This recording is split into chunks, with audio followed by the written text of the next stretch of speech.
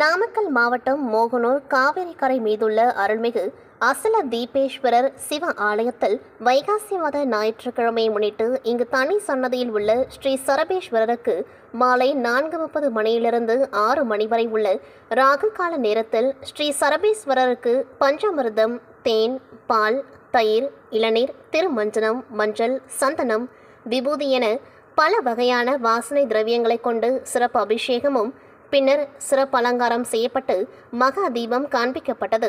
சிவபெருமானின் 64 மூர்த்தங்களில் ஸ்ரீ சரபர் 30வது மூர்த்தமாகும். பாதி சரீரம் விலங்கினாலும் பயங்கர சக்தி படைத்த யாளியாகவும், பாதி சரீரம் பறவையினால் மிக சக்தி வாய்ந்த சரபட்சியாகவும் பயங்கர உருவத்துடன் சரபேஸ்வரரின் தோற்றம் இருக்கும். இந்த சரபேஸ்வரரை ராகுகால நேரத்தில் ஞாயிற்றுக்கிழமை வணங்குவதால் எதிரிகள் குலநாசம், புத்தி முத்தி ஏற்படுதல், பில்லி சூனியம் ஒழிப்பு, மரண பயம் நீங்குதல், மன வியாதிகள் நீங்குதல், குடும்பத்தில் மகிழ்ச்சி உண்டாகுதல், ராஜ உபச்சாரம் உள்ளிட்டவைகள் கிட்டுவது என ஐதீகம். எனவே பக்தர்கள் இந்த சரபேஸ்வரரை 11 முறை சுற்றி வணங்கி சென்றனர். வருகை புரிந்த பக்தர்களுக்கு அன்னதானம் வழங்கப்பட்டது.